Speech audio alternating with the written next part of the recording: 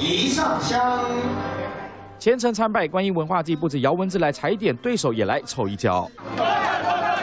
姚文智前脚刚走，丁守中立刻跟上，柯文哲则是当了压轴。但黄金周末，柯文哲可不只有这个行程，下一刻直接坐上独木舟奋力往前滑，这一滑超过1公里。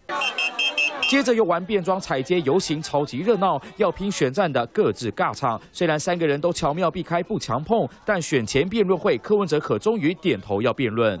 我本来也没有说不辩论，就是说要等到11月8号放假以后，你要找哪一台，好像都有人情，你知道，公视就比较，它也不是商业电视台嘛，比较没有争议的。 该来的躲不掉，虽然嘴上说11月8号请假后才启动选战模式，但柯文哲的行动竞选总部早就开跑。第一次上路被开单，被罚钱后再上路，科办变得小心，就怕再被抓到把柄。行动竞总辅选首次出击，力挺有柯议员林国成，紧靠着林国成搭的棚子旁，就怕再度被开违停罚单。竞选团队还套上全新亮相竞选背心，甚至还派幕僚学姐当秘密武器。